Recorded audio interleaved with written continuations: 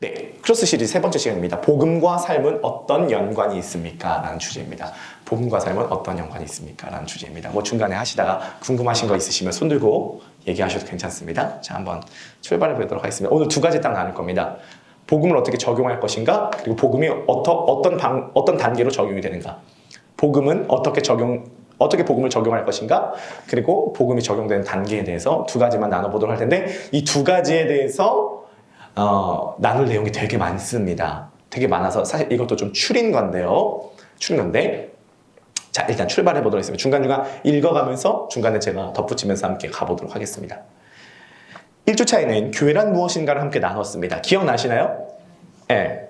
그때 또 기영자매님이 또 바빠가지고 범순 형제님한테 혹시 요약본 좀 들었어요?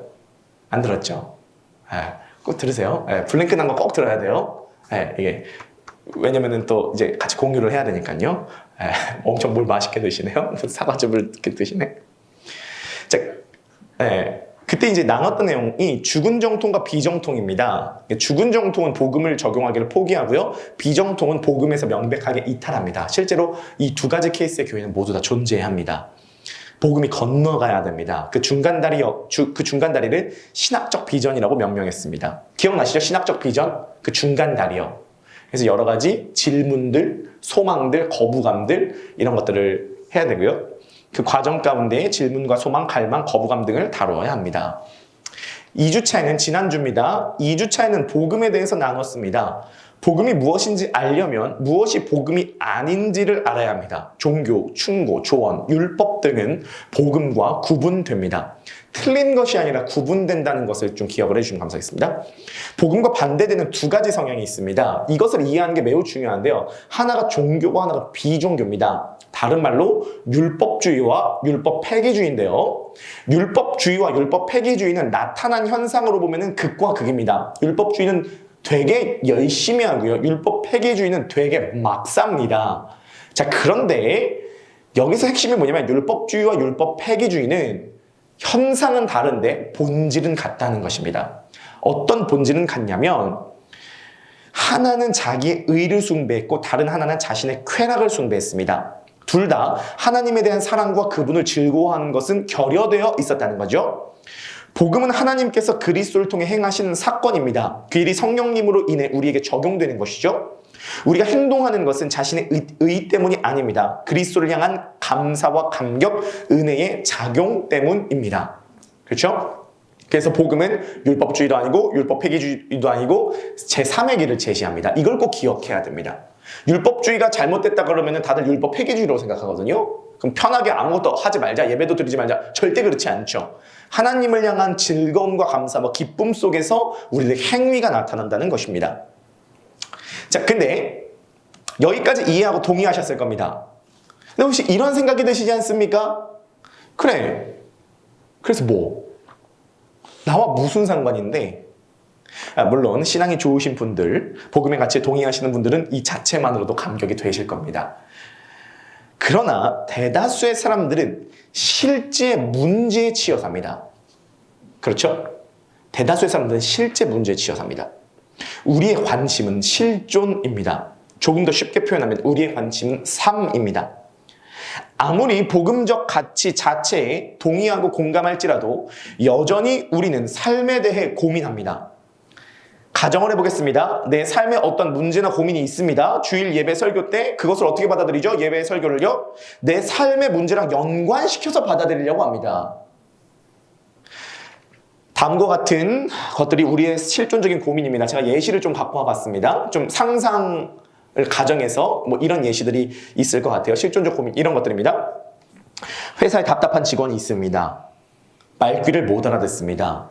근무 태도도 별로 안 좋습니다. 업무 시간에 인터넷 서핑만 합니다.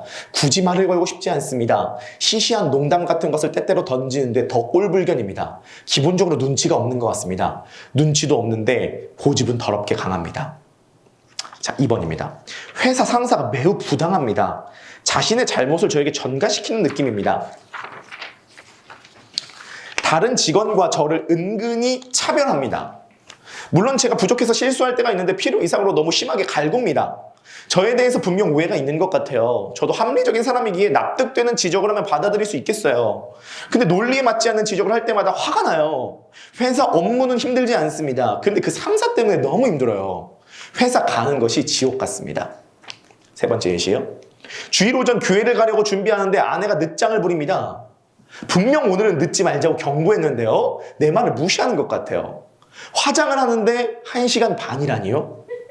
미리 준비하지 않고 늦장 부리는 아내에게 결국 잔소리를 했습니다. 근데 아내는 어느 때보다 민감하게 반응했습니다. 지도 찔린다는 거죠. 저는 혼자 교회로 먼저 왔습니다. 참고로 자동차는 한 대밖에 없습니다. 4살짜리 아들이 쌀통을 또 뒤엎었습니다. 체력이 너무 빠져서 그랬는지 나도 모르게 아이에게 짜증을 냈습니다. 너 도대체 왜 이러니? 아이에게 이러면 안 되는 것을 알기에 자책감이 듭니다. 남편은 아이돌 보는 것에 큰 관심이 없어 보입니다. 퇴근하면 소파에서 TV만 봅니다. 저는 점점 지쳐갑니다. 남편이 오늘 밤 셋째를 갖자고 하길래 뺨을 쳤습니다. 경기가 너무 안 좋습니다. 재정 적자가 계속 납니다. 큰아이는 곧 고등학생이 됩니다. 한참 돈이 많이 들어갈 때인데 고민이 돼요. 이대로 회사에 계속 버티는 것도 한계가 있을 것 같습니다. 치킨집을 차려야 됩니까? 사실 그것조차 엄두가 나지 않습니다. 새해 다짐을 했는데 지키기가 어려워요. 유튜브나 인스타그램에서 자신의 꿈을 성취해가는 사람들을 보면 도전이 됩니다. 다이어트에 성공하기도 하고 차를 사기도 하며 좋은 대학이나 회사에 들어가기도 합니다. 그러나 제가 그렇게 해낼 힘은 없어요.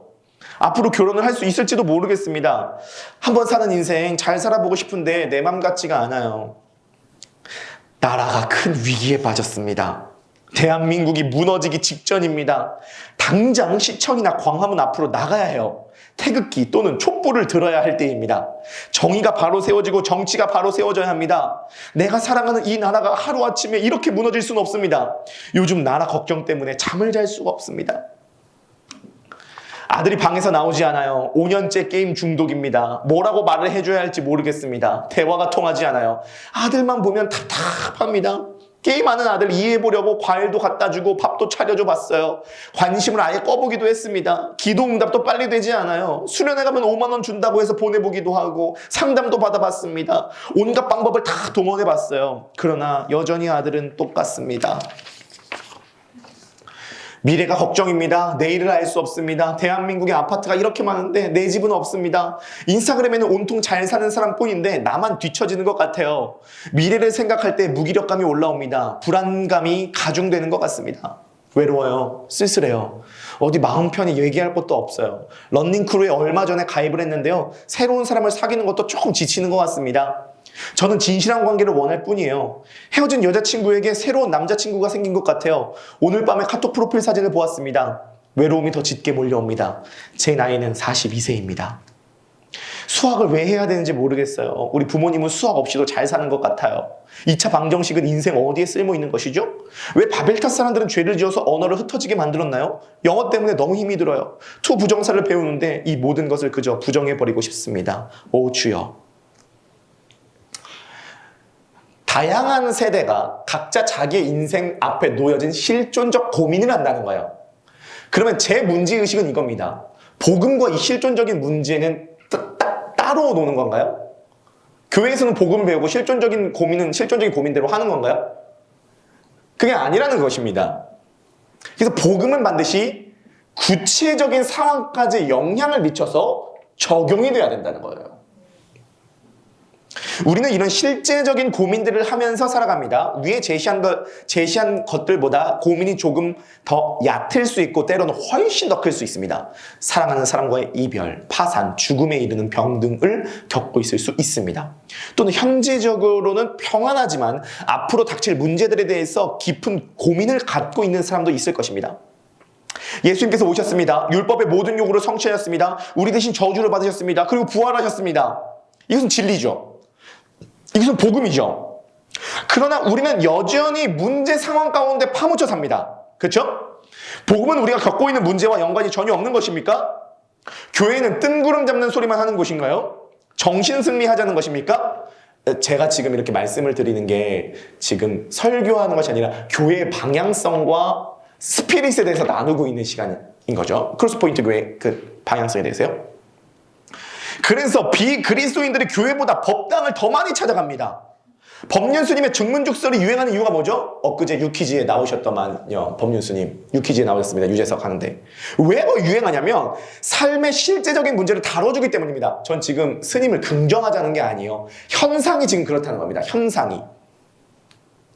다양한 고민을 갖고 있는 사람들이 스님의 해답을 통해서 시원함을 얻습니다. 불교의 교리를 가지고 현실의 삶을 해석해주기 때문이죠. 네, 저는 불교적 교리에 동의하지 않습니다. 맞는 부분이 있지만 전체적인 부분에서는 결국 기독교적인 가치로 동의할 수 없죠. 근데 실제적인 문제를 다뤄준다는 거예요. 기독교는 그런 것과 거리가 먼 것입니까?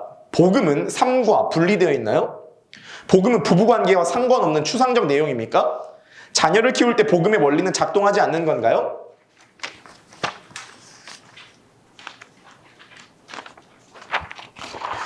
내 비전과 진로는 복음과 연관이 없습니까? 내 현실의 삶과 복음은 연관성이 전혀 없는 것입니까? 복음의 내용은 단지 추상적인 것에 불과할까요? 모든 것은 하나님의 인도하심대로 된다 한마디면 다 끝나는 것입니까? 결국 그렇지 않다는 거죠. 오히려 반드시 복음은 현장에 적용돼야 됩니다.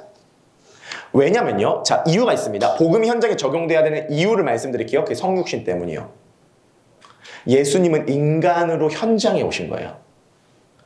성육신 자체가 현장에 오셨다는 거예요. 복음은 우리가 천국에 못 가기 때문에 천국의 실체신 예수님이 삶의 현장에 오셨다는 거거든요. 그래서 반드시 복음은 현장에 적용돼야 됩니다. 우리의 마음과 삶에 적용돼야 될 진리가 복음입니다. 그것도 매우 구체적으로 적용되어야 합니다.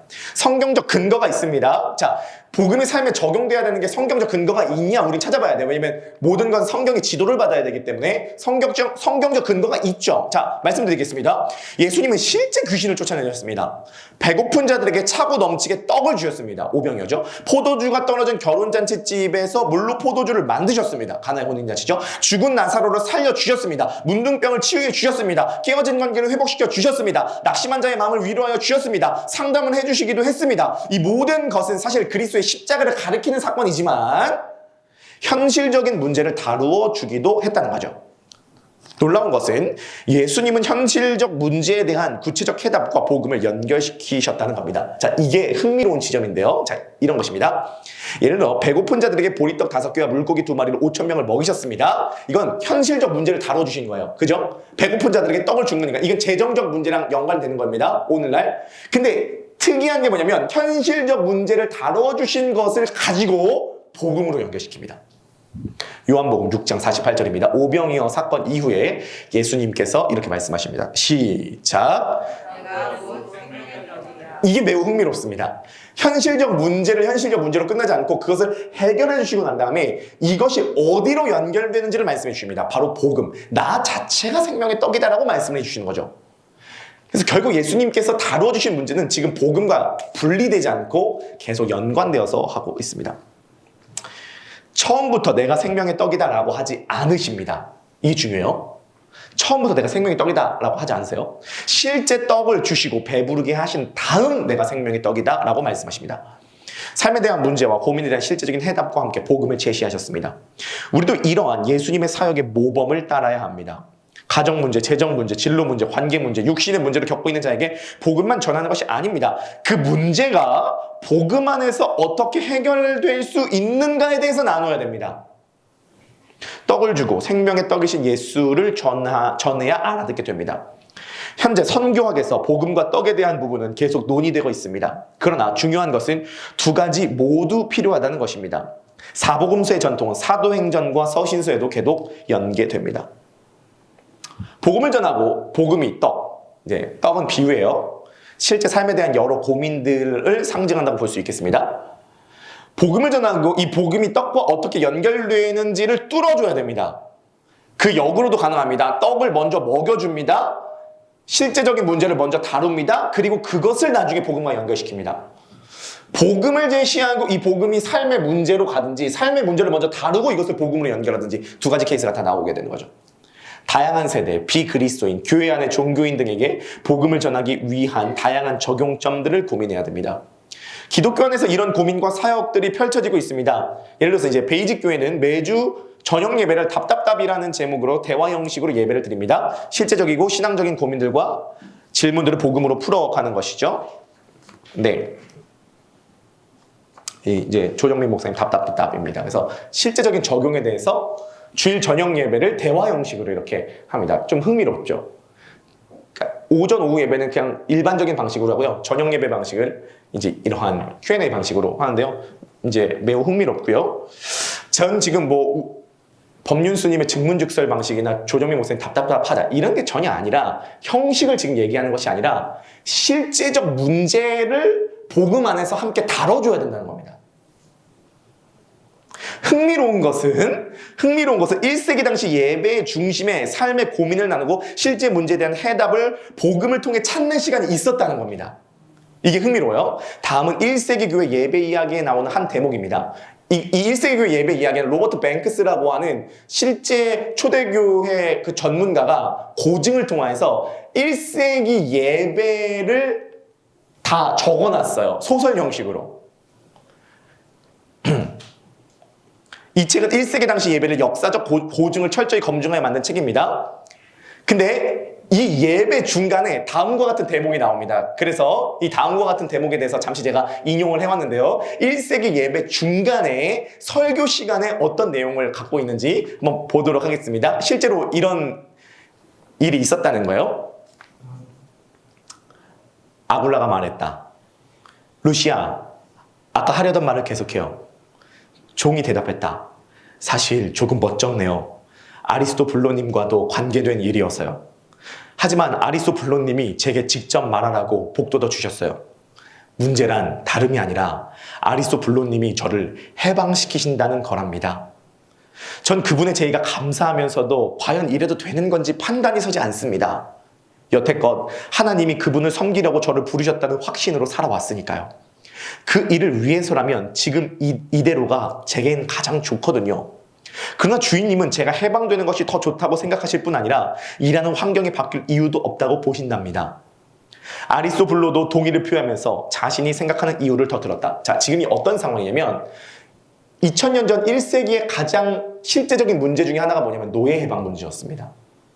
그래서 어떤 주인이, 아리스토블로라고 하는 주인이 이 노예를 해방시키고 싶은데 해방시키는 것이 과연 맞을까 하는 문제를 갖고 예배 중간에 설교 시간에 이것을 가지고 토의하고 있는 게 1세기 교회 예배의 문화였대요. 매우 흥미롭습니다. 자, 계속 더 해볼게요. 그러자 주인과 종에게 다양한 질문들이 쏟아지면서 일이 더 확대되었다. 실제로 해방 상태와 노예 상태의 일반적 문제에 대해 활발한 토론이 이루어졌으며 해방 노예 둘이 각각의 장단점에 대해 많은 얘기를 했다. 그래서 한 번은 우리가 이제 장로교 개혁교회지만 1세기 초대교회 방식의 예배를 한번 구현을 해보는 것도 뭐 괜찮지 않을까 뭐 이런 생각도 해봤는데요. 아무튼 쉽진 않을 것 같습니다. 분명 단순한 문제가 아니었다. 해방 노예가 되면 개인적 사회적 유익이 있는 반면 물질적 손해를 보는 경우도 잦았다. 허마의 주인도 그런 경우지만 종들에 대한 의무를 저버릴 꼼수로 종들을 해방시키는 주인이 요즘 너무도 많았다. 심지어 종을 해방시키는 조건으로 같은 자리에서 일은 똑같이 시키면서 그동안 제공했던 집과 음식은 주지 않는 주인들도 있었다. 그러니까 노예 해방이 단순하지 않았던 게 노예 해방을 시키고 난 다음에 이 자유인이 더 안 좋게 되는 상황이 너무 많았다는 거예요. 그래서 이게 단순한 문제가 아니었다는 겁니다. 일부 해방 노예들은 가축 우리 같은 곳에서 살 수밖에 없는 처지의 수치를 느꼈고 박봉으로 살다 보니 전에 누리던 가정생활이 파탄날 정도였다. 최소한 원하는 곳에서 일자리를 찾을 수 있는 일용 노동자보다도 훨씬 더 형편이 어려운 경우도 있었다. 토론은 점차 문제의 쟁점으로 돌아왔다. 양쪽 의견이 팽팽히 맞섰고 같은 이야기가 돌고 도는 방식으로 대화가 진행됐다. 한쪽으로 노예 해방시키자, 한쪽으로는 안 된다. 돌고 돌았습니다. 브리스가가 아굴라에게 물었다. 이 문제에 대해 바울이 무언가 말하지 않았던가요? 아굴라가 대답했다. 맞아요. 우리가 예전에 속해 있던 고린도 교회에 보낸 바울의 편지 가운데 하나에서 그가 무슨 말을 했었죠. 어느 편지인지 기억나요? 그는 잠시 곰곰이 생각하더니 말했다. 첫 번째 편지에서 결혼과 독신 생활에 대해 말했던 부분이 있던 것 같아요. 침실에 있는 상자에 다른 문서들과 함께 있을 거요. 미안하지만 좀 가져다 줄래요? 브리스가가 방을 비운 사이에 아굴라가 내게 말했다. 바울은 로마 제국 전역에서 여러 모임을 시작한 자신들의 오랜 친구인데 지금은 로마 어딘가에 가택 연금된 상태로 유대에서 제기된 날조된 고소사건에 대한 재판을 기다리는 중이었다. 바울은 일상생활에 영향을 미치는 문제를 다루는 특별한 지혜가 있으므로, 자, 다시 한번요. 바울은 영혼뿐만이 아니라 일상생활에 영향을 미치는 문제를 다루는 특별한 지혜가 있으므로 그런 문제에 대해 개인적으로 그와 상담하거나 그가 쓴 글을 살펴보면 도움을 받는 경우가 잦다는 것이다. 브리스가가 돌아오자 아굴라는 두루마리에서 금방 그 부분을 찾아 읽어주었다. 바울은 대체로 현 상태에 만족하고 그것을 바꾸지 말라고 조언했다. 종으로 있는 사람은 자신의 종됨을 남을 섬길 기회로 여기라는 것이다. 우리의 위치가 어떠하든 그것이 바로 우리 모두의 기본 책임이기 때문이다. 그러나 자유를 얻을 기회가 생기거든 다른 사람들처럼 자유인이 되기를 주저하지 말라고 했다. 새로운 상황에 바르게 접근한다면 실제로는 남들을 도울 새로운 방법을 발견하는 것이기 때문이다. 자, 그 다음. 그러면서 주인들 자신도 실제로는 그리스도에게 종이며 종들도 본질적인 면에서는 실제로 자유인임을 기억하라고 했다. 이러한 조언으로 토론은 확실히 더 생산적 방향으로 전환되었고 나조차도 나 자신에 대해 생각할 거리가 생겼다. 이제 대화는 바울이 이렇게 판단한 근거를 중심으로 돌아갔다. 자유를 얻음으로써 루시아는 어떤 방식으로 아리스토블로를 더 만족스럽게 섬길 수 있는지, 혹은 루시아의 경우 바울이 제시한 원칙에서 예외를 적용해야 하는 특수 상황은 없는지에 대해서도 토론이 있었다. 다시 한번 말씀드리지만 이건 예배 중간입니다. 여러분, 제가 좀 권면드리고 싶은 건 뭐냐면 주님 안에서 너무 상상력을 제한하지 마세요. 우리는 우리가 경험한 것의 박스 속에 갇혀 있을 가능성이 큽니다. 하지만 기독교 역사를 공부해보면 너무도 다양한, 특히 초대교회의 공동체를 보면 너무도 다양한 형태의 복음을 적용하는 방식들이 나옵니다. 물론 21세기에 사는 이 시점을 우리가 또 좀 고민을 해봐야 되기도 하겠지만요. 이 모든 과정을 통해 루시아와 그의 견해를 지지했던 사람들은 아리스토블로의 제안에 대해 더 긍정적인 태도로 생각을 모으는 것 같았다. 그러나 분명히 루시아에게는 깊이 생각해볼 문제가 더 남아있었다. 그는 그렇게 말하면서 다음 순서를 위해 브리스가를 도와야 한다며 자리에서 일어났다. 1세기 교회 예배 이야기, 역사적 자료에 기초한 초대교회 모습입니다.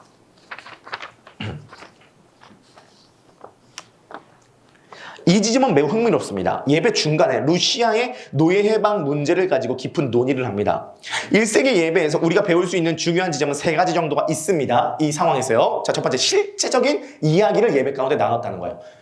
단순히 추상적이고 영적인 얘기만 나누지 않고 노예 해방이라고 하는 실제적 문제를 나누게 되었습니다. 먼저 이들은 매우 실제적인 문제를 가지고 이야기하고 있습니다. 루시아의 노예 해방에 대한 문제입니다. 당시 노예 해방은 간단한 문제가 아니었습니다. 기록에도 나오듯 해방되고 난 다음에 생활이 더 비참해지는 경우가 수두룩했기 때문입니다. 해방되면 좋은 것이다 라고 단순히 생각할 수 없었습니다. 현재 우리는 노예 해방에 대해서 고민하고 있지 않습니다. 하지만 우리 앞에도 단순하지 않는 문제들이 놓여 있습니다. 때론 답이 쉽게 나오지 않는 것들도 있습니다. 복잡한 문제에 쉬운 답을 내리게 되면 문제의 현장에 있는 사람은 상처받기 쉽습니다. 그렇기 때문에 다각도로 접근하는 것이 중요합니다. 핵심은 그들은 추상적인 이야기를 나누지 않았습니다. 구체적으로 문제를 나눴습니다. 가정, 관계, 진로, 비전, 신앙생활, 재정, 정치, 마음 등과 같은 실제적 문제들이 우리 앞에 놓여 있습니다. 즉 일상생활이 놓여져 있습니다. 이 부분이 건드려져야 됩니다. 이번 공동체적으로 해결했다는 건데요. 이 문제를 공동체가 의논했다는 것이 중요합니다. 루시아의 해방에 대해서 다 같이 토의했습니다. 한 사람이 답을 내린 것이 아니었어요. 물론 이것은 대그룹에서 할 수 없는 일입니다. 그래서 스몰 그룹이 필요합니다. 스몰 그룹에서 1세기 예배는 대부분 가정에서 드려졌고 소규모로 진행되었습니다. 자신의 문제와 타인의 문제를 깊이 있게 나눌 수 있었죠. 교회 공동체 소그룹은 진실된 관계가 되어야 합니다. 자, 오늘부터 진실되자. 이렇게 할 수 없어요. 복음에 감동된 체우미와 멤버들이 함께 그 문화를 만들어 가야 되죠. 내가 이곳에서 안전할 수 있다는 생각이 들어야 됩니다. 공감대가 형성돼야 되는 거죠. 선입견 없이 받아주는 곳이라는 확신이 있어야 됩니다. 그 가운데에 그 과정 가운데 해답을 함께 찾아갈 수 있어야 됩니다. 자, 복음의 원리에 바로 서서요. 자, 3번은요. 뿌리에 복음이 있다는 겁니다. 이게 중요해요. 현실적 문제를 다룰 때 재정적 원칙을 다룬다면 주식 시장 정보를 주는 게 아니에요, 교회는. 좋은 그런 걸 주는 게 아니라 복음적 원리를 가지고 실제적 문제에 접근하는 것입니다. 자, 보세요. 문제의 해답을 찾아갈 때 그 뿌리에 복음의 원리가 계속 작동되고 있습니다. 이 대목을 다시 한번 보십시오. 그러면서 주인들 자신도 실제로는 그리스도에게 종이며 종들도 본질적인 면에서는 실제로 자유인임을 기억하라고 했다. 이게 기가 막히지 않습니까?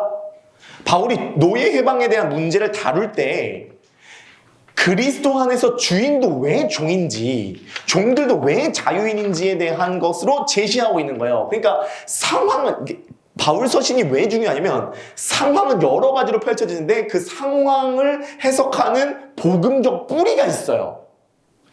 이것에 대한 이해가 정확하니까 이 상황을 이 렌즈로 바라보고 이것으로 해석을 해버리는 거예요. 그러면 체험이들은 두 가지가 돼야 돼요. 우리 이제 소그룹 체험이가 되셔야 될 거 아니겠습니까? 체험이는 두 가지가 돼야 돼요. 하나는 복음적 이해가 깊어져야 되고 삶의 이해가 같이 깊어져야 됩니다. 노예 해방의 문제에 대해서 권면한 바울의 사고방식 속에서 복음이 역동적으로 작동합니다. 이것이 큰 감격이 됩니다. 노예도 본질적으로는 자유인이며 주인도 본질적으로는 그리스도의 종이다. 왜 그렇습니까? 예수 그리스도께서 죽으시고 죽음을 정복하셔서 부활하셨습니다. 이스라엘 백성들이 이집트에서 탈출했듯이 예수 그리스도 믿는 주의자는 죄와 사망의 권세에서 자유하게 되었습니다. 다른 한편으로 주께서 우리를 핏값으로 사셨습니다. 이제 우리는 우리 자신의 것이 아닙니다. 값으로 사신 바 되었습니다. 나는 주님의 것입니다. 우리의 유일한 소망은 살아서도 죽어서도 나는 주의 것이라는 점입니다.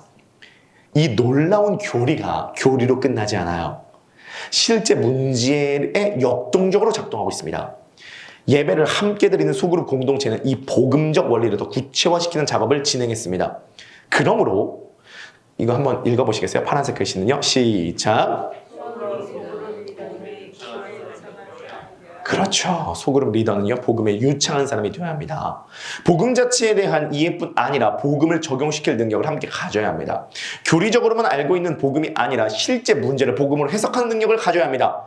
법륜스님은 모든 문제를 금강경의 렌즈로 해석하고 해답을 내립니다. 그리스도인은 단순히 목사만의 문제가 아닙니다. 모든 문제를 복음적 시각에서 해석하고 해답을 찾아가야 합니다.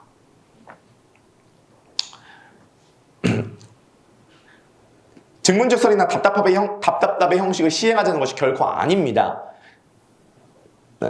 우리도 예배 중간에 토의를 하자는 것도 아니에요. 형식은 해도 되고 안 해도 되는 것입니다. 중요한 것은 복음이 적용되어야 한다는 것입니다. 우리는 복음 전문가인 동시에 삶의 전문가가 되어야 됩니다. 사실 복음과 삶 자체는 떨어져 있지 않습니다. 복음은 삶에 대해서 여러 가지 이야기를 들려줍니다. 복음의 깊이가 얕기 때문에 삶으로 연결되지 못했던 것뿐입니다. 이쯤에서 기영도 시인의 한 문장을 다시 한번 기억해 봅니다. 이거 시거든요. 한번 읽어보실까요? 시작. 성경의 밑줄을 긋지 말고 생활의 밑줄을 그어라. 네, 유명한 시구입니다. 성경의 밑줄을 긋지 말고 생활의 밑줄을 그어라. 성경에도 물론 밑줄을 그어야 하죠. 하지만 삶에도 밑줄이 그어져 있어야 됩니다. 교회 이름의 정체성이 여기서 드러납니다. 우리는 크로스와 포인트를 연결시켜야 합니다. 크로스는 십자가, 즉 복음을 가리키죠. 포인트는 어느 지점을 가리킵니다. 우리가 살아가는 삶의 지점이죠. 포인트의 특징이 있습니다. 예고 없이 찾아오죠. 삶의 순간은 예고 없이 찾아옵니다. 깜빡이 켜지 않고 끼어드는 차량, 불편한 사람과의 우연한 만남, 호감을 갖고 있던 사람과의 만남, 회사 동료의 귀찮은 부탁, 승진 소식, 좋은 일자리 제안, 어긋나는 스케줄, 불쑥 찾아오는 손님, 독감, 대출 만기일, 친구에게 온 카카오톡, 예고 없이 찾아오는 포인트마다 어떻게 크로스, 십자가를 적용시킬 것인가에 대해서 고민해야 합니다. 외국인을 갑자기 만나서 대화를 하려면 영어가 유창해야 되겠죠? 삶이 우리에게 다가올 때 크로스로 대답하려면 우리는 여전히 복음에 유창해져야 합니다. 그러한 사명을 갖고 교회를 개척했고 나아가는 여정 중에 있다라고 보시면 되겠습니다. 자, 그럼 토픽 2로 넘어가도록 하겠습니다. 복음이 삶에 적용돼야 된다. 이해되시죠? 그리고 이건 성경적이며 기독교 신앙의 역사적인 근거가 있습니다. 자, 그러면 어떻게 적용되냐? 어떻게 복음이 우리 삶의 밑줄을 긋도록 만들 수 있을까요? 가만히 보니 7가지 정도의 순서가 있다는 것을 알게 되었습니다. 그러니까 이렇게 복음에 대한 내용과 차근차근 하나하나 이렇게 하는 건 중요합니다. 문제는 뭐냐면 우리는 부모님에 대해서 누군지를 잘 알고 있지만 하나님에 대해서 누군지 잘 모르고 있다는 가능성이 큽니다. 그죠? 자, 이런 겁니다. 너희 남편은 어떤 사람이야? 또는 너희 아내나 부모는 어떤 사람이야? 라고 묻는다면 우리는 이런저런 이야기를 할 것입니다. 이름이 뭐고 어떤 일을 하고 습관은 이래. 이런 식습관이 있고 이런 장르의 영화를 좋아하지. 이럴 때 좋아하고 이럴 때 슬퍼해. 이런 삶을 살아오셨지. 조금만 관심을 기울이면 평전을 쓸 수 있을 것이겠죠? 우리가 삼위 하나님이 누구시냐라고 했을 때 쓸 말이 없다면 우리는 그분이 누구인지 잘 모르고 있을 가능성이 큽니다. 삼위 하나님이 살아계시는가? 그분은 어떤 분이신가? 어떻게 존재하는가? 왜 눈에 안 보이시는가? 이런 질문들은 유용하죠. 여러 가지 대답이 있겠지만 우리가 하나님을 생각할 때 가장 중요하게 다뤄야 하는 부분이 있습니다. 그게 뭐냐면 하나님은 인격적인 분이라는 겁니다. 인격이 있습니다. 익숙하지만 자주 놓쳐요. 그분은 죄를 미워하시고요. 불의를 참지 못하시고요. 그분은 기뻐하시고요. 그분은 사랑하시고요. 그분은 관계적으로 존재하시죠. 그분은 영원히 사랑하시고 사랑 가운데 영원히 기뻐하십니다. 그분은 용서하십니다. 그리고 오래 참으십니다. 성부, 성자, 성령님은 인격적인 분이십니다. 네, 성부, 성자, 성령님이 어떤 분이신가 지금 얘기를 하기엔 너무 길기 때문에 이게 첫 번째로 우리가 알아가야 된다는 것이죠. 자, 그러면 복음이 적용되는 1번 삼위 하나님은 누구신가 이고요. 2번은요. 삼위 하나님은 어떤 사역을 하시는가 입니다. 삼위 하나님은 어떤 일을 하셨습니까? 또 어떤 일을 하고 계십니까? 우리가 무슨 일을 하듯 직장에 가고 빨래를 하고 설교를 준비하고 고객을 만나듯 하나님도 일을 하고 계십니다. 요한복음 5장 17절입니다. 다 함께 시작. 그들에게 이르시되 내 아버지께서 이제까지 일하시니 나도 일한다 하시매. 그렇죠. 예수께서 그들에게 이르시되 내 아버지께서 이제까지 일하시니 나도 일한다 하시매. 그러니까 하나님께서 일하고 계세요. 삼위 하나님은요. 어떤 일을 하시냐면 인간을 구원해 주시는 일을 하십니다. 즉 구원 사역을 하시는 건데요. 중요한 것은 이 방식을 어떻게 이루셨느냐는 겁니다. 왜냐하면 모든 종교는 대부분 구원 문제를 다루고 있기 때문에 기독교가 다루고 있는 구원 문제의 특징이 뭐냐를 살펴봐야 되는 거죠. 모든 종교의 구원은 하늘에 닿기 위하여 너가 산으로 올라가라로 통합니다. 그러나 삼위 하나님은 인간이 산 꼭대기까지 올라가 봐야 절대로 닿지 못한다. 그래서 직접 산 밑으로 내려오셨다는 이야기입니다. 그게 하나님이 행하신 구원 사역의 본질입니다. 그 크신 하나님의 사랑 말로 다 형용 못하네. 저 높고 높은 별을 넘어 이 낮고 낮은 땅 위에 죄범한 영혼 구하려 그 아들 보내사 화목죄로 삼으시고 죄 용서하셨네. 하나님 크신 사랑은 증량다 못하며 영원히 변치 않는 사랑 성도여 찬양하세. 이게 이제 옛날 찬양 버전이고요. 요즘 찬양 버전으로 하면요. 이 찬양이 어떤 찬양이냐면 이런 찬양인데요. 제가 한번 불러볼게요. 우릴 위해 오신 주이네 하나님 나라 임했네. 내 죄보다 크신 주 사랑 무엇도 끊지 못해. 그 이름 경이롭도다 그 이름 경이롭도다 나의 왕 예수 그리스도. 그 이름 경이롭도다 비교할 수 없네. 그 이름 경이롭도다 예수의 이름. 번역이 좀 아쉽습니다. 우리를 위해 오신 주인의 하나님 나라에 임했네. 원 가사가 He didn't want heaven without us, so Jesus, you brought heaven down. 그는 우리가 없는 천국을 원하지 않았어요. 그래서 예수님이 이 땅에 천국을 가져오셨죠. 영어가 훨씬 낫죠. My sin was great, your love was greater. 내 죄는 컸어요. 하지만 당신의 사랑은 더 컸죠. What could separate us now? 우리를 누가 갈라놓을 수 있죠. 우리가 없는 천국을 원하지 않아서 그분이 이 땅에 천국을 가져오셨습니다.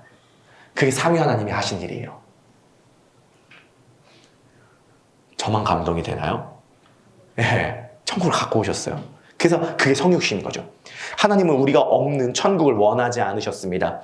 문제는 우리 스스로 천국까지 다다를 수 없었던 것이죠. 그래서 천국의 실체이신 그리스도를 이 땅에 보내셨습니다. 우리가 올라간 게 아니라 그분이 내려오셨습니다. 그래서 우리를 데리고 위로 올라가셨습니다. 에베소서 2장 6절입니다. 시작. 또 함께 일으키사 그리스도 예수 안에서 함께 하늘에 앉히시니. 올라와야 되는데 못 올라오는 거예요. 그래서 내려오신 거예요. 내려오셔서 데리고 올라가셨다는 거죠.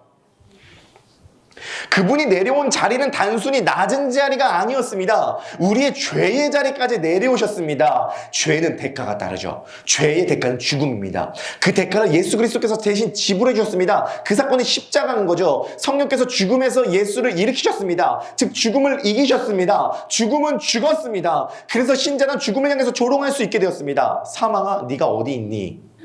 이제 그리스도는 승천하셔서 하나님 보좌 우편에 앉아 계시죠. 우리를 위해 여전히 중보하고 계십니다. 곧 주님께서 이 땅에 다시 오셔서 역사의 끝을 맺으실 겁니다. 이 모든 것은 그분이 우리를 지극히 사랑하셨기 때문에 생긴 일이었습니다. 자, 지금 길을 잃지 않기 위해서 복음이 우리들에게 적용돼야 되는데 실제 삶까지 적용되기 위한 단계들을 살펴보고 있는데, 첫 번째가 삼위 하나님은 누구시며, 두 번째가 삼위 하나님은 어떤 일을 하시느냐이고요. 세 번째입니다. 그 일이 나에게 어떤 영향을 미치는가입니다. 막혀 있으면 안 됩니다. 어딘가 계속 뚫려 있어야 됩니다. 반드시 신앙이나 삶에서 뭔가 헤매고 있다면 1번부터 7번까지 어딘가에 막혀 있는 겁니다. 이런 생각이 드시지 않습니까? 어쩌라는 거지? 나랑 무슨 상관인데? 신앙이 좋으신 분들에게는 죄송합니다. 저는 이제 평균을 맞춰서 가야 되기 때문에 하나님이 예수님 보내셨다, 예수님 죽으셨다, 성령의 능력으로 예수님은 부활하셨다. So what?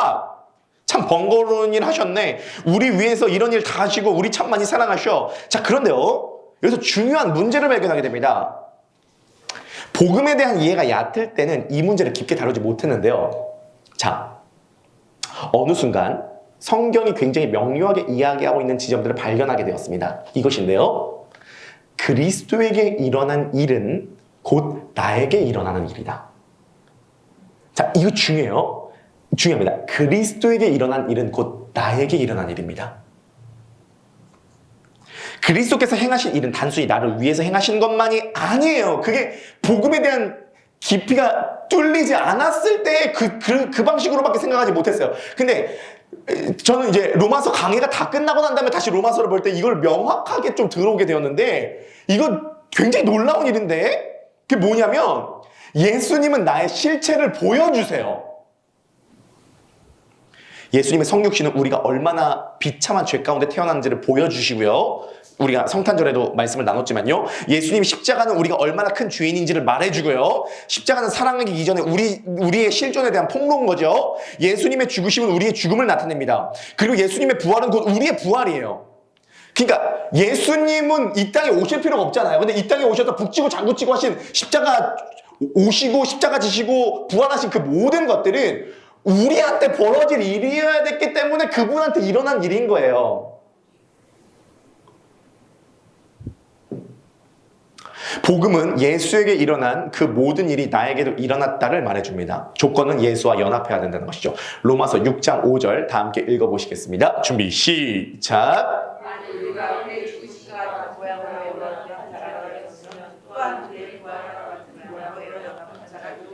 로마서 6장 5절 매우 중요해요. 매우 중요한 구절입니다. 매우 중요한 구절이에요. 그리스도와 연합, 이거 중요해요. 그래서 매우 곱하기 100만만큼 중요합니다. 매우 곱하기 100만 만큼 중요해요. 그리스도와 연합이요. 우리가 왜 성도라고 불려지냐면요. 왜 성자라고 불려지냐면요. 그리스도와 연합했기 때문이에요. 우리는 그리스도와 묶이게 되었습니다. 이제 그리스도가 누렸던 위치와 지위와 상속권을 우리가 그대로 물려받게 되었어요. 그리스도 안에서 함께 하늘에 앉게 되었습니다. 어떻게 예수와 연합하게 됩니까? 그 답이 믿음이라는 거죠. 내가 이 그리스도를 믿을 때 예수와 연합하게 된다는 겁니다. 그렇다면 이것은 우리에게 어떤 영향을 미칩니까? 매우 많지만 두 가지 정도만 대표적으로 들어보도록 하겠습니다. 두 가지 정도만 대표적으로 들어볼게요. 죽음입니다. 사실 인간의 문제는 불안이라고 많이 얘기를 해요. 내일에 대한 불안, 재정에 대한 불안, 건강에 대한 불안, 관계에 대한 불안이 있죠. 근데 이 불안을 추적하다 보면 결국 마지막에 남는 대답은 이것입니다. 죽으면 어떻게 하지? 죽으면 어떻게 하지? 이게 잘못되어서 죽으면 어떻게 하지? 즉 불안이라고 하는 수도꼭지의 물탱크는 안 죽고 싶답니다. 근데 복음은 죽음의 문제를 해결했다는 소식이에요. 죽음을 향해 조롱할 수 있게 되었습니다. 하지만 우리 모두는 죽지 않습니까? 육신의 죽음은 더 이상 저승사자가 아닌 하나님께로 우리를 인도하는 시종이 되었다는 것이죠. 얼마 전에 악동 뮤지션이라고 하는 이 가수가, 이찬혁이라고 하는 가수가 장래희망이라고 하는 노래를 잘 표현했는데요. 장래, 아이가 아니라 여인 거예요. 원래 장래희망은 꿈을 이야기하는 것인데 장래식의 희망이라는 거죠. 1절만 한번 보면 좋을 것 같아요. 그 영상 우리 한번 좀 1절만 보시도록 하겠습니다. 네. 선교사님 아들인데 이걸로 요즘에 선교 엄청 많이 해서 전도가 엄청 많이 되고 있습니다. 네. 아는 얼굴 다 모였네. 여기에 한 공간에 다 있는 게 신기해. 모르는 사람이 계속 오는데 누군지 기억이 안 나. 미안해. 종종 상상했던 내 장례식엔 축하와 환호성 또 박수갈채가 있는 파티가 됐으면 했네. 여러분들의 장례식도 파티가 되시기를 바라겠습니다. 왜냐하면 난 천국에 있기 때문에 오자마자 내 몸집의 선업에 커다란 사자와 친구를 먹었네. 땅 위에 있는 단어들로는 표현 못해. 사진을 못 보내는 게 아쉽네. 모두 여기서 다시 볼 거라는 확신이 있네. 내 마음을 다 전하지 못한 게 아쉽네. 할렐루야 꿈의 왕국에 입성한 아들을 위해 할렐루야 함께 일어나 춤을 추고 뛰며 찬양해. 할렐루야 꿈의 왕국에 입성한 아들을 위해 할렐루야 큰 목소리로 기뻐 손뼉치며 외치세. 네, 장례식이 축제가 될 수 있는 이유는 죽음을 정복했기 때문이라는 것이고요. 자, 이게 우리에게 어떤 영향을 미치는지 지금 대표적으로 두 가지만 살펴보는 것입니다. 엄청 많아요, 이거 말고도요. 두 가지만 살펴보고 첫 번째 죽음이고요. 두 번째 소외입니다. 소외는 어쩌면 죽음보다 더 고통스러운 문제일 수 있습니다. 지금 앞에 있는 부분이 지금 논리가 쌓여서 오고 계시는 거 맞죠? 날아가 버리시면 안 됩니다, 앞에 있는 것들이. 인간이 내부자가 되고 싶다는 본능은 강하죠. 유치원, 초등학교만 들어가도 무리를 짓는 이유는 소외되고 싶지 않다는 욕망이 강하기 때문입니다. 중학교 시절 나와 친한 여자친구들이 나를 속이고 자기들끼리 노래방에 갔다는 사실을 알게 되면 절망에 가까운 감정을 갖게 되죠. 가정을 꾸리는 이유도 결국 소외를 극복하기 위해서입니다. 이는 하나님의 품과 에덴 동산을 떠난 인간이 갖게 된 일입니다. 이별의 슬픈 이유는 그 대상을 위해서 슬퍼하는 것이 아니라 오히려 그 대상에게서 내가 소외되었다는 감정 때문에 슬픈 것이죠. 이 모든 소외는 하나님으로부터의 소외 때문에 그렇습니다. 우리는 하나님의 눈치만 보는 것이 아니라 사람의 눈치도 보게 되었습니다. 거부당하고 싶지 않아. 이것은 어떻게 하면 거부당하지 않을 수 있지로 연결되죠. 어떤 사람은 거부당하고 싶지 않아서 착해지려 했습니다. 희한하게 어떤 사람은 거부당하고 싶지 않아서 나빠지려 했습니다. 착해지려 애쓰는 사람도 나빠지려 애쓰는 사람도 결국 여러 가지로 부작용을 맞이하게 되죠. 그리스도와 연합하게 될 때 우리는 하나님께 양지하로 입양됩니다. 그리스도만큼 사랑받는 존재가 되죠. 영원한 안식처를 얻게 됩니다. 진정한 안정을 얻게 되죠. 그리고 안정을 얻게 되죠. 하나님의 품에서 안식하게 됩니다. 우리는 사랑받게 됩니다. 그것도 차고 흘러 넘치는 사랑을 받게 됩니다. 마지막입니다. 그러면 삼위 하나님이 누구시냐? 그 삼위 하나님이 무슨 일을 행하셨냐? 그것이 나에게 어떤 영향을 미치느냐까지 따라왔고요. 그 영향이 내 내면에 어떤 화학적인 변화를 일으키느냐를 따라가 보도록 하겠습니다. 자, 이제 복음이 우리에게 적용이 되어졌을 때 우리 마음에 어떤 변화가 일어날 수 있겠습니까? 진짜 죽음을 정복했다는 것을 믿는다면 나타나는 현상은 담대함과 의욕입니다. 부활을 믿기 때문이죠. 그리고 현실을 뚫고 나갈 에너지가 담보됩니다. 자, 두 가지 예시만 들어보도록 하겠습니다. 여러분이 인형 눈을 붙이고 있는 일을 하고 있다고 가정해 보십시오. 하루에 10시간 서서 일합니다. 다리가 부르 터져라 일해서 한 달에 150만 원을 법니다. 삭신이 쑤십니다. 피곤하죠. 인생에 회의감이 듭니다. 내가 이 돈 벌려고 이 개고생했나? 괜한 짜증이 납니다. 퇴근하고 집에 들어와서 설거지거리가 쌓여있으면 남편에게 화를 내기도 합니다. 인생이 답답합니다. 그런데 어느 날 누가 이런 말을 합니다. 인형 눈 붙이는 거 1년 동안 하면 100억을 주겠소. 그리고 법적 증거가 되는 계약서를 줍니다. 자, 10시간 동안 인형 눈 붙이는 일이 이제 어떻게 될까요? 예, 희한하게 콧노래가 나옵니다. 오늘은 기분이 좋아 랄랄랄랄랄랄라. 건강도 좋아진 것 같습니다. 다리도 안 아파요. 어디서 에너지가 솟습니다. 이걸 뭘 얘기하냐면 미래에 대한 보장과 기대는 현실의 문제를 뚫고 나갈 에너지를 만들어낸다는 거예요. 사람은 희한하게요, 마음이 바뀌면요 뭔가 에너지가 나와요. 한 가지만 더 예시 들어볼게요. 일리노이 주입대학에서 실험한 내용입니다. 쥐를 수조에 빠뜨려서 얼마나 헤엄칠 수 있는지를 실험했습니다. 최대 버틸 수 있는 시간이 17분이었다고 합니다. 한 번은 16분 50초쯤에 쥐를 건져주었습니다. 그리고 드라이기로 잘 만져주었습니다. 이것을 몇 번 반복했죠. 이 쥐가 얼마나 헤엄을 쳤냐면 최장 시간 17분밖에 못 헤엄치는 이 쥐가요 16분 50초에 건져주는 걸 몇 번 반복하니까요 최장 36시간을 헤엄쳤습니다. 이게 뭐를 의미하냐면 누가 나를 건져줄 것이다 라는 확신과 기대를 품으면 17분의 에너지가 36시간의 에너지로 바뀌게 된다는 겁니다. 쥐라고 하는 비밀도 그 정도는 알죠. 우리가 그리스도 안에서 죽음을 극복하고 부활하게 된다는 것을 정말 믿는다면, 하나님의 양자로 입양되는 거 정말 믿는다면 죽고 싶지 않아 라는 불안이 치유될 뿐만이 아니라 현지의 장애물을 뚫고 나갈 힘을 얻게 되죠. 또 이 과정 가운데 주께서 우리들에게 주신 달란트도 개발되죠. 죽음을 이긴 부활이 그래서 그렇게 중요한 것입니다. 제가 왜 이것을 자꾸 교리적으로만 끝내지 않으려고 하냐면 이것은 우리의 지금 실존적인 삶에 복음은 가장 강력한 영향력을 미치는 거예요. 법륜 스님에게 아무리 가도 답이 안 나옵니다. 예수 그리스도를 만나지 않으면요. 그리스도 안에서 우리는 그리스도와 함께 상속자가 되었습니다. 이제 우리는 남의 평가도 또 나의 평가도 중요하지 않습니다. 주님의 평가만 나에게 중요합니다. 고린도전서 4장 3, 4절입니다. 시작. 너희에게나 다른 사람에게나 판단받는 것이 내게는 매우 작은 일이라. 나도 나를 판단하지 아니하노니 내가 자책할 아무것도 깨닫지 못하나 이로 말미암아 의롭다함을 얻지 못하노라. 다만 나를 심판하실 이는 주시니라. 자, 미움받을 용기라는 책이 한때 크게 유행했습니다. 다른 사람의 인정에 목매지 말라는 말이죠. 유행한 이유는 공감이 되었기 때문입니다. 전체 베스트셀러 1위를 했습니다. 압도적으로요. 미움받을 용기는 아무렇게나 행동하는 말은 결코 아닙니다. 미움받을 용기가 있어야 제대로 된 관계를 맺을 수 있고 주체적이며 진짜 사랑을 할 수 있게 된다는 거죠. 그러나 문제는 이것이 어떻게 생기느냐는 것입니다. 미움받을 용기가요. 소외될까봐 두려워하는 우리인데요. 주께서 우리를 진정으로 인정해 주셨다는 것을 믿으면 우리는 드디어 이 부분에서 자유하게 된다는 것입니다. 복음은 결코 추상적이지 않습니다. 복음이 이해가 안 되고 적용이 안 되어서 그렇지, 복음이 적용되기 시작하면 그 안에서 담대함과 기쁨, 의욕과 확신, 자유함이 잠재해 있게 됩니다. 5번, 6번, 7번은 다음 주에 함께 진행하도록 하겠습니다. 자, 정리하도록 하겠습니다. 복음은 삶에 적용되어야 됩니다.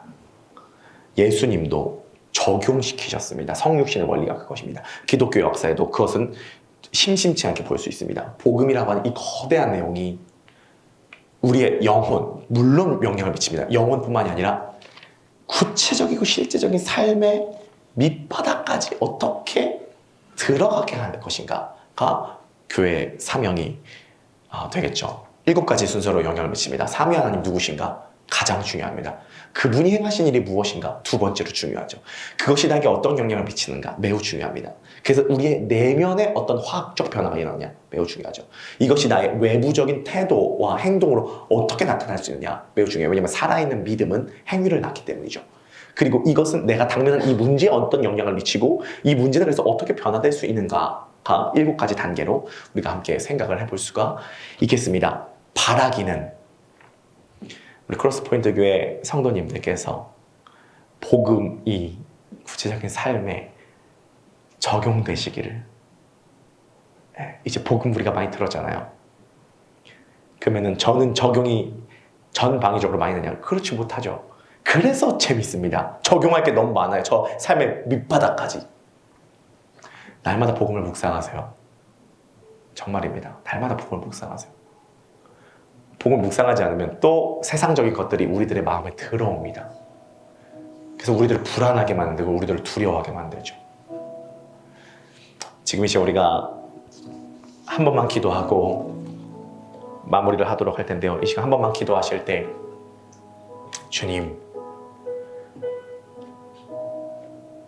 주님께서 우리 없는 하늘 원치 않아서 주님이 이 땅 가운데 직접 내려오셨습니다. 저 높고 높은 별을 넘어 이 낮고 낮은 땅 위에 오셨습니다. 주님께서 나를 지극히 사랑하십니다. 그 사랑이 오늘도 흘러 넘칩니다. 지금 그 예수 그리스도의 이 복음의 이 사건이 내가 인식하지 못하는 내 영혼의 가장 깊숙한 곳에서부터 흘러 넘치게 도와주시옵소서. 성령님, 성령 하나님이 역사하시지 않고서 이 복음이 우리의 깊은 곳까지 다다를 수 없습니다. 복음의 배달 부이신 성령님, 우리의 영혼 깊숙한 곳까지 살아계신 예수 그리스도의 피 묻은 손길이 우리의 영혼 깊숙한 곳까지 터치될 수 있도록 성령님이 시간 역사하여 주시옵소서. 우리 모든 교회 크로스포인트 교회가 복음에 유창해지게 인도하여 주시옵소서. 우리 주여 한번 부르시고 합심하여 통성으로 한 번만 기도하시겠습니다. 주여